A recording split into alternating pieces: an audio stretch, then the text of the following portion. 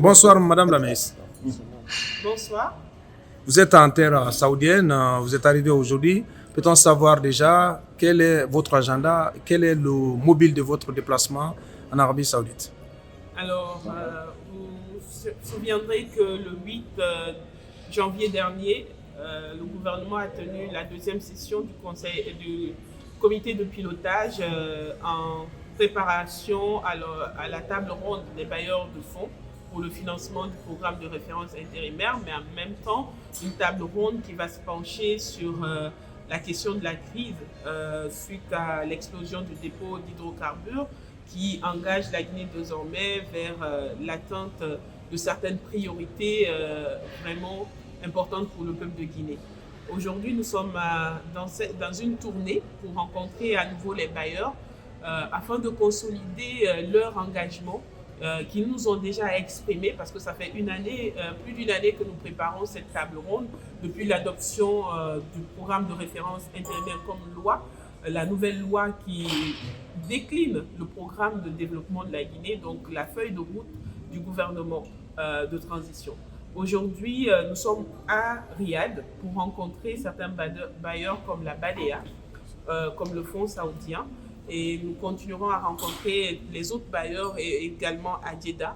Et par la suite, nous continuerons dans d'autres pays pour rencontrer ces bailleurs qui se sont déjà engagés, mais pour lesquels il faut quand même obtenir certains engagements encore plus fermes avant la tenue de la table ronde qui est prévue du 15 au 16 février à Dubaï, en marge du World Government Summit.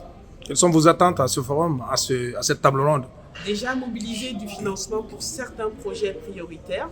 Aujourd'hui, le gap de financement du programme de référence intérimaire est autour de 38 000 milliards, soit environ 4 milliards de dollars. Nos projets s'articulent autour fondamentalement de ce montant, mais au-delà aussi, il y a certains projets dont le coût va au-delà de ce gap. Mais aujourd'hui, notre ambition fondamentale est que ces projets soient déjà aient des financements et qu'au sortir de cette transition, nous soyons confiants du renouveau en Guinée. Peut-on avoir une idée globalement de ces projets qui sont aujourd'hui, qui font l'objet de priorités au niveau du gouvernement?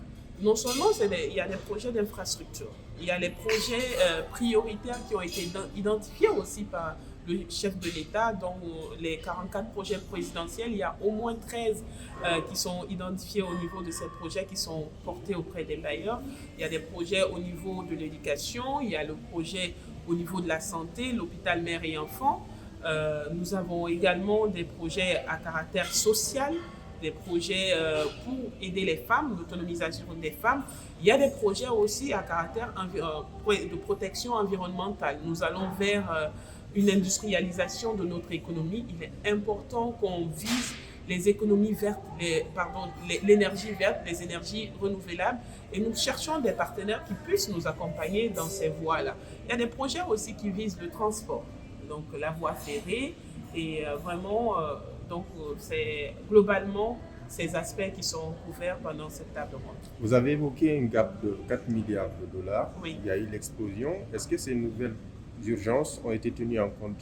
Effectivement, nous sommes en pleine évaluation avec un appui des bailleurs comme la Banque mondiale parce qu'il faut précisément évaluer cet impact. Et l'impact, nous savons qu'il y en aura.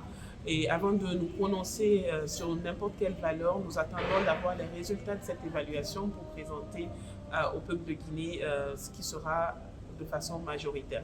Mais donc déjà, comme je disais, au niveau des projets qui seront présentés, il y aura des projets dans l'habitation, les logements sociaux. Vous le savez que ça a été l'une des priorités du chef de l'État. Nous sommes en train de libérer Kaloum. Nous voulons lui donner un nouveau visage, une cité vraiment à valeur, à caractère d'une vraie capitale. Et il faut savoir relocaliser. Nous avons aussi des centres d'exposition. La Guinée, après presque 105 ans, un centre d'exposition digne du nom, on n'en a pas, alors que nous voulons une économie beaucoup plus épanouie, nous voulons que le contenu local soit valorisé, nous voulons pousser nos PME. Donc il y a aussi ces projets qui sont dans le panier. Les résultats de l'évaluation de la Banque mondiale sont attendus? Assez prochainement, parce qu'il y a quand même une urgence qui est donnée dans ce sens. Le ministère en charge du plan, de l'économie, des finances, du budget, de la Banque centrale, nous travaillons d'arrache-pied. Les équipes sont déjà réunies à 2 reprises en atelier à Kindia. Une mission arrive cette semaine en Guinée, je crois très bien. À la suite de cette mission, nous pourrons avoir quand même les premiers résultats.